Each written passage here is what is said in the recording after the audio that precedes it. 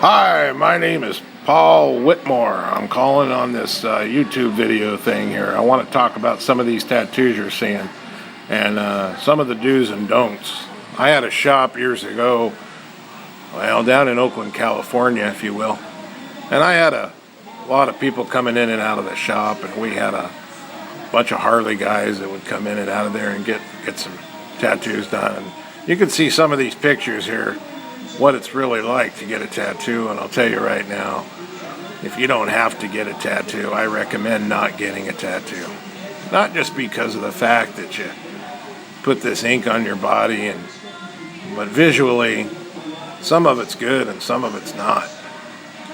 You want to go way back in time when tattoos first started. It was actually before Jesus.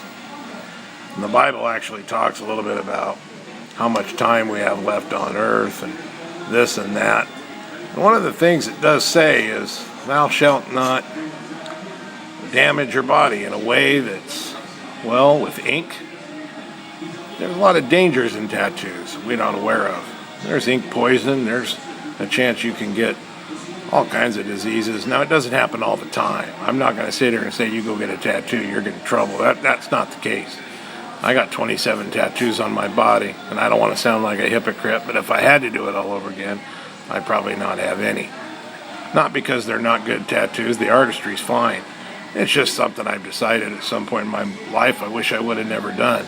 When you look at some of these spiders and dragons and demons all over people's body, it's usually supposed to represent some kind of a story or whether they've been in jail or not. And I just think that, well, if you got a story to tell about your life, I don't think putting it all over your body is the best way to go.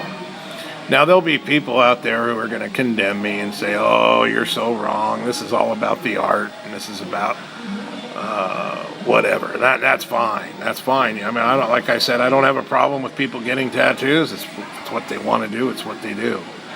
I'm just here to say that think about it before you do it. Sometimes getting a tattoo might seem like the right thing to do, but in the long run, sometimes people get them covered up, try to get them removed, and it can cost a lot of money. And it can cost you a job. I know people who've got tattoos and never got hired because they had tattoos on their body.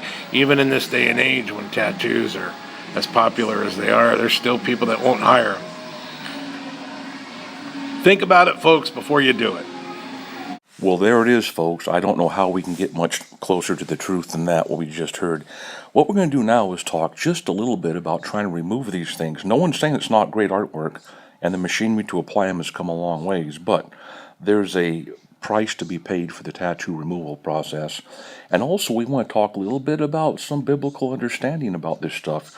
Over back in the book of, I think it's 1 Kings 18, talks about the prophets of Baal of cutting themselves and the blood flowing, sometimes called scarification, and they were trying to, quote, bring down fire from heaven. Even now, tattoos, many times, especially the prison tattoos and the counterculturists, will have some kind of a flame manifestation or a beast manifestation on the tattoo itself. Well, let's talk a little bit about removing these things. Now, things are changing so fast, technology-wise, it's very possible that by the time you listen to this YouTube, there'll be a new type of laser, dermal process or micro laser dermal removal, or I call it machine gun technique, where just thousands upon thousands of these micro pulsations create a burning heat under the skin and try to dislodge some of that tattoo ink in there.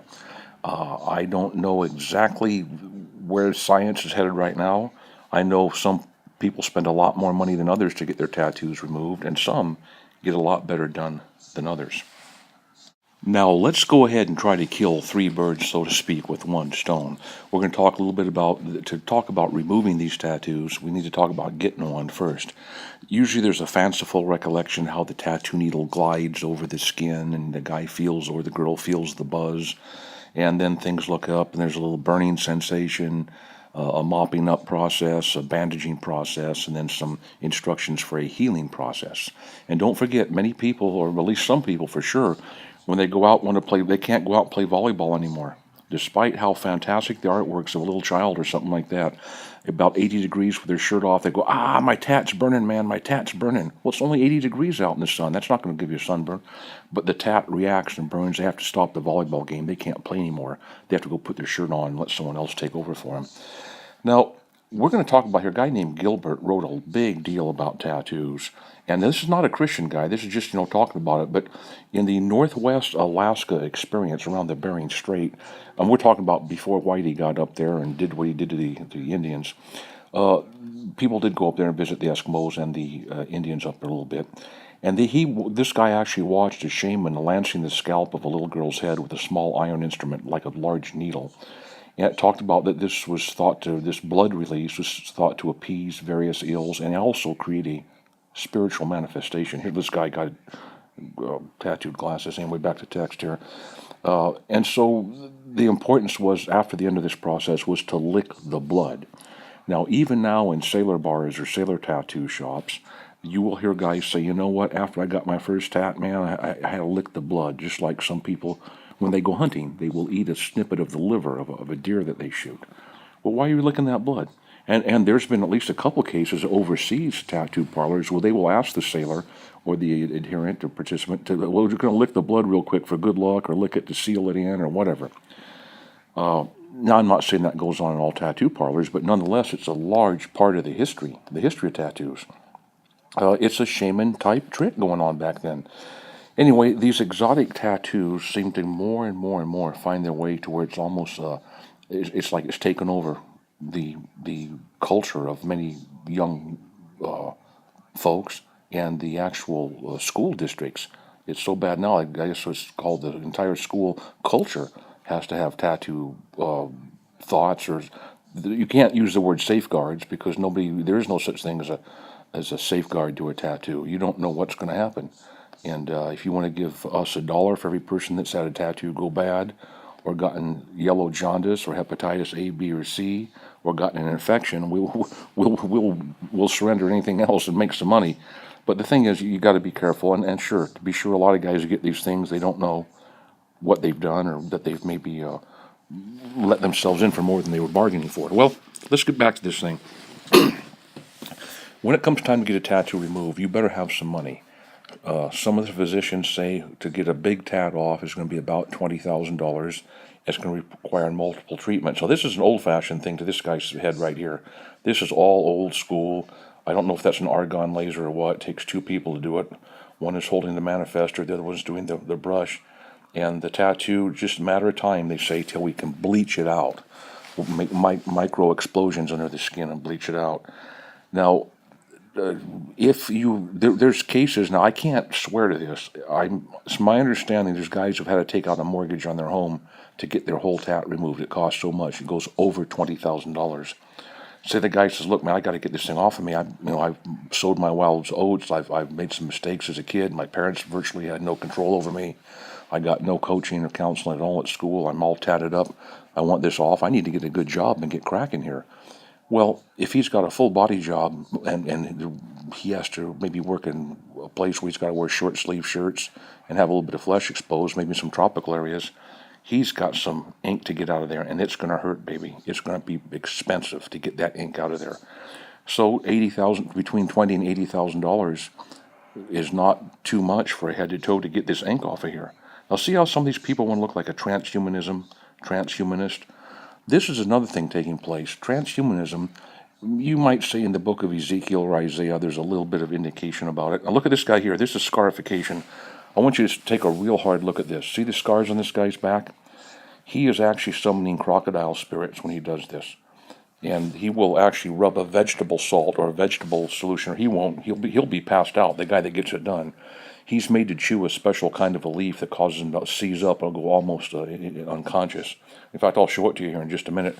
I'll show you a guy, actually going through the process of incantations, chantings, and getting his back opened up like that for this scarification process. Now, on the other hand, here's a guy, I think a motorcycle accident, who's to say the tattoo's not giving him a new lease on life and helping him overcome his thoughts about things. So we're trying not to be too judgmental here. We're trying to give you an actual show what's going on in the tattoo world that you're probably not going to find anywhere else. We've got, I believe, close to 50 tats we're going to show you here. This next guy here is, I call him the leopard man or leopard seal. This gentleman's been deceased for a short time. He didn't make it. Now look at this. This is here's, you talk about some tattoo, some scarification as forbidden in the book of Leviticus in the Bible. They get jacked up like this, and the initiate's going to choose some of this stuff. Or in this case, the guy's going to go in for his second treatment. He actually found himself getting too close to the white culture and wanted to kind of come back to his roots, so to speak. And they're getting everything all planned for him. They're going to lay out a mat. After the mat's laid out, they're going to create a drum beat sensation. Some water's going to be splashed around. Then a guy's going to get a very, very sharp instrument, and everything's going to get just right. Want to see it? Here it is. Everybody gets on the vibe, and there's more than just cutting the guy's back. Right here, he's down collapsed from chewing that stuff.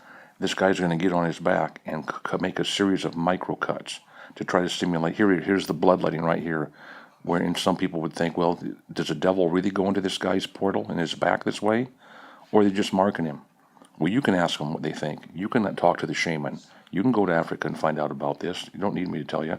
But once the blood starts, now this guy's hurting. There it is right here. The blood comes out. And this guy's collapsed. He's had to chew some of that nut. Look at him. He just lays like this. And if he can't manifest, they pick him up. I couldn't bear to show it. They drag him off of here and help him to snap out of it. And then after that, they've done exactly what the Bible forbids them to do. They've created some scarification. And if they rub the vegetable compound in, they've actually created a tattoo or a mark in direct defiance of the guidelines that the Lord's Word, the Bible, tells us. And by the way, guys that get tattoos, can they go to heaven?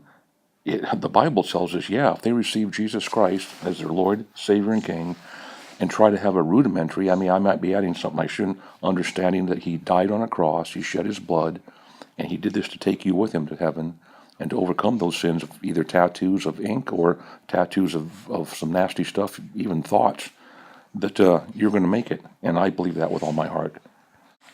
Now, as we get ready to look at some other facets of this tattoo process, when we've settled the salvation question and also other things, if you want to look up questions and answers yourself, we suggest I would get some free software that fits on an iPad, an iPod, a smartphone, a Kindle reader, a Samsung tablet, any of this stuff, and look it up for yourself. You don't need us to tell you to look things up. You can actually take the software, the two biggest ones, at least one's called Tecarta, Tecarta. It's a free app. Doesn't cost. By the way, I get nothing from the deal. Nobody I know that gets. They've never spent a penny for any advertising that I know. So it's just something to look up anywhere. You can look up marking your flesh, look up getting a divorce, looking up what happens when you get drunk. You can even look up recipes about different bread recipes they had in the Bible. A lot of the churches are a little bit careless in telling the truth. You'll find. Anyway, let's get back to this tattoo business. You've laid down some big money, you've got your tat, you've gotten the vibe off of it, sometimes called a power tattoo, and then it happens. It's holding you up, and you decide to get rid of it. You go to we say go to the phone book. People don't use the phone book much anymore. Or you get some prison information from some guys who've been around prison a lot. And they say, there's actually a technique where you take gasoline and a wire brush and get out just under the steel. But I'm telling you, man, there's probably under that dermal layer, I think they call it. It could be ripe for infection. Who knows what your arm's going to look like after that?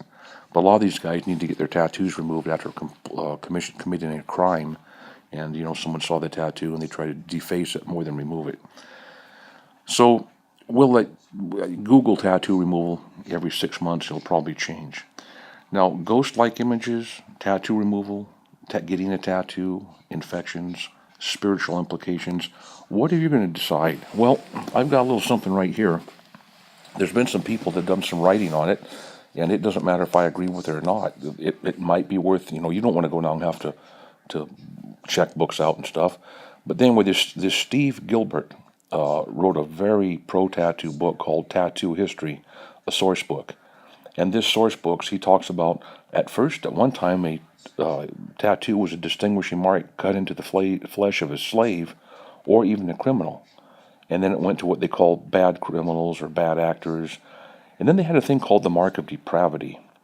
Criminals, drug addicts, sex perverts, social outlaws, all these guys, overwhelmingly, the majority of them at one time had tattoos. and it tended to, quote, seal the wearer off from the rest of normal society at that time. Now, why 1974 was such a turning point, I don't know. Denmark had a tattoo study that talked about 40% of the homes for short-term detention for kids, I guess you'd call it wayward children or kids that have never had discipline or whatever, they had tattoos. 60% of the homes for young men with, quote, behavior difficulties, I mean, this is very kind, they had tattoos. And this is back in 1974, the Denmark study. 72% of the prisons for young men, they had tats. And 52% of the prison population at large had tats back in the Denmark study of 1974.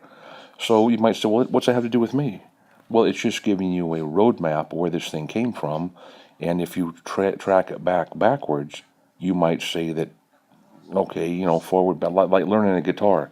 I'm going to learn the guitar. Where's it going to take me? Well, it might take me up to be a superstar. And going backwards, I might be a drug addict, lose control of my motor skills, and die a sinner's death from a drug overdose like so many guitar guys have, unfortunately. So by studying the trail, so to speak, up and down, it gives you a sense. So we're trying to give you a broad brush here right now on this tattoo of the day. Now, a guy named Dr. Timothy Roberts, he did a detailed analysis. He just worked on kids, pediatrician, kids 11 to 21. And boy, he's the guy that got to the sexual deviancy and stuff like that.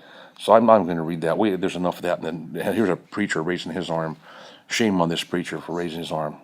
Lying bastard. Just say when you see a preacher with a tattoo, if you say to him, what's the Bible say about tattoos? And he says, well, you shouldn't get one, but I'm doing this to minister. Okay, fine. But if he says the Bible doesn't say anything about it, he's a lying bastard. It does say anything about marking your flesh. And, if you were a 501c3 or whatever, you can't speak against this stuff because the tattoo merchants might get together and sign some papers against you. Read the Bible yourself, my friend. Look at your skin. Look at the danger. See what happened to that little Pamela Anderson when she got a woman with many millions of dollars, Hollywood starlet that seemed to have everything she wanted. She decided to get a tattoo. Oh, they told her it was clean, told her the needle was sterile, nothing. Well, look up YouTube, baby. Look up Google. She got hepatitis so bad it's probably going to cut her life short. Lots of people get hepatitis and sickness from getting tats from tattoo shops, no matter how clean they seem to be. You've got bloodborne pathogens shooting out like a miniature machine gun and spray and needles. Of course, they always clean the needle. None of those guys ever smoke pot and forget to do the cleansing process, or maybe just leave the rubber gloves off because it's close to closing time. They want to scamper out and get to the party. Nah, that would never happen. But anyway, that just shows you that can happen. Now, speaking of blood drops, Jesus Christ in the Garden of Gethsemane did sweat drops of blood. It doesn't say anything about anybody licking it off, but it does say he sweat drops of blood. So you will find some spiritual parallels where the devil sometimes will try to, co-opt things that take place in the Bible or counterfeit them. This transhumanist, we've shown you a couple pictures of people with transhumanized faces and tats. In the Bible, there's a guy that got transhumanized. He was a terrible, I think it was Nebuchadnezzar. He was turned into half an animal. He had feathers growing on his back, claws coming out of his skin, out of his ends of his fingers. But the Lord, unlike the devil, turned him back again. See, the devil can take you down a transhumanism road and botch you up and put an electrical implant in, but he can't bring you back to a loving, wholesome individual who loves life and is an asset to his community. He can't do it. The Lord, of course, can. So you're going to get a lot of counterfeit stuff in tattoos and in biblical representations. Well, Pamela Anderson, it was hepatitis C. It was in March 21st, 2002, if you want to look it up. The guys that ran the article, of course, was the MSN, even had a health thing on it. She called it a harmless tattoo. I think the name she put, Tommy, on it. Now, syphilis is also being reported coming through some tattoos. And there's guys that get 120 of them and they don't get anything. Currently, there's no real strong federal and state laws about the sanitization regulations, sterilization regulations. There's regulations how to run a tat shop. I think we just had a guy on here that's doing some talk about it. But there's no heavy enforcement. Like, you know what? You better have everything sealed at the beginning of the day. It better be used once. It better be thrown away into the place where the hazardous materials, and it better be all cleaned with bleach and wiped down before you go home. Each day, every day, just like a hospital. Does that happen? Absolutely not. you could send an investigator around all the tattoo shops, the seedy ones, with a hidden camera, and give him $100 for every violation he could find, or every person who doesn't have a background check that maybe has hepatitis themselves, or sexually transmitted disease themselves, or jaundice themselves, and you could make some real money, I believe. Okay, folks, now we're going to go ahead and close up, round this thing out. I would probably need to talk to you a little bit about some of the stuff that happens, what they call tattoo experiences. We know about infection, allergic reactions to the tattoo ink. Also, there's pigments in the tattooing ink itself that contains, well, metal fibers. They'll tell you this. There's metal in that ink and in the pigment. Some of the stuff is actually iron oxide. Now, the metal fibers can cause intense burning and pain during an MRI procedure. Don't forget that, folks. After you get all this stuff, if you happen to have a baby or a child, they need to do an MRI, that baby's going to burn. And I don't mean the baby that you're carrying because you need an MRI. I mean the tattoo you got that was so cool. Now, every prick of that is an invitation for a bloodborne disease, like hepatitis and AIDS, as I've told you. The tattoo machines, they turn them up now to almost 3,000 times a minute. That's faster than a machine gun. And every one of those punctures creates about a 1/64th of an inch puncture. Now, some of the guys use bigger needles. I know, like this guy. But I'm just saying, every puncture the tattoo needle opens the skin. That's like playing Russian roulette, some people would say. Now, if you think the ink that's being put into your skin is harmless, let's go back to the Bible if we may. It talks about, one of the verses of the Bible says, "My wounds stink and are corrupt because of my foolishness." This talks about a self-induced wound the Bible talks about. "Also, I am troubled and greatly bowed down. I am mourning all day long. My loins are filled with a loathsome disease, and there is no soundness in my flesh." The ink is not harmless back then. It's not harmless now in all regards. Talk to some people that have tattoos that have had this metallicized ink and see how they feel when the sun comes out and it's about 80, 85 degrees out there. Or somebody turns a microwave on. They work in Denny's in the restaurant with those big commercial microwaves where they're not sealed very good. He's holding his hand up trying to get ready to warm somebody's meal, and all of a sudden, yaza, boy, that's really burning my skin. What's going on here with this thing? Now again, the Bible says, don't make any marks upon you. Don't do that, period. Merrill Unger, he talks about a dictionary, and he defines the word mark. He goes into it, and of course, they go right to the heathen or the pagan marking. I think what we're going to do now, folks, if I may, let's get a positive song to end this thing out. Some kind of a song that has a little bit of positivity, a little bit of melody, something at least 100 years old, a simple kind of a bluegrass song or type of thing, maybe just one or two instruments or three or four instruments, not a whole thing. And let's think about these so-called pagan practices, what they become in the nation and the community that you live in. Well, folks, this is the Talk About Tattoos. I want to wish all of you the Lord's blessing. God bless all of you, whether you have a tattoo or not. If you get a chance, I would say look up either eSword or Ticarda, both free apps for studying the Bible yourself. Remember, if your pastor won't tell you what the Bible says, a piece of software can. Okay, let's go ahead and find a song, and thanks for stopping by.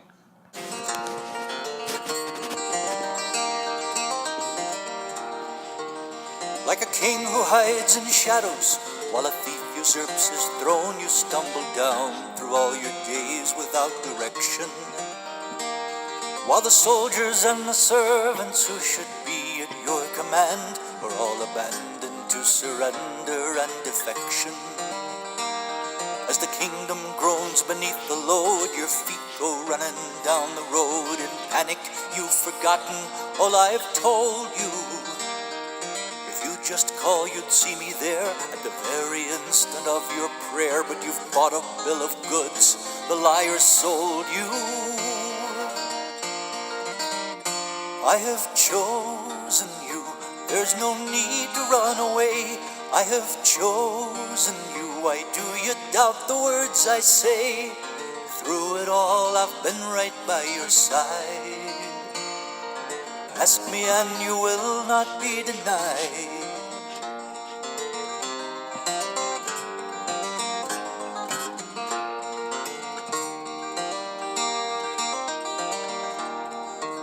Like a slave who wears the collar of a hard and cruel man and is convinced that he deserves deserves the treatment given. Tortured to believing nothing's ever going to change, till you've forgotten there was ever more to live in.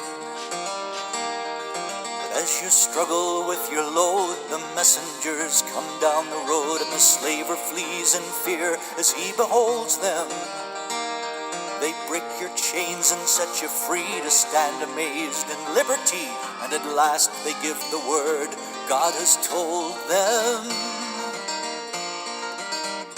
I have chosen you, and I will not turn you down. I have chosen you. You were born to wear a crown.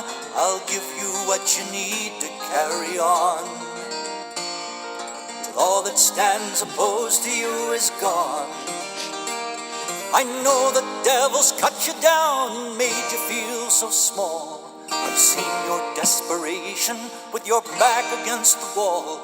But I'll still be here beside you, even if you've given in, until you see my love for you is all you need to win.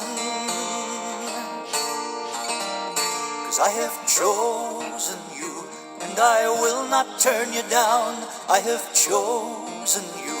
You were born to wear a crown. I'll give you what you need to carry on. All that stands opposed to you is gone. I have chosen you. There's no need to run away. I have chosen you. Why do you doubt the words I say? Through it all, I've been right by your side. Ask me and you will not be denied. Ask me now, you will not be denied. Ask me now, you will not be denied.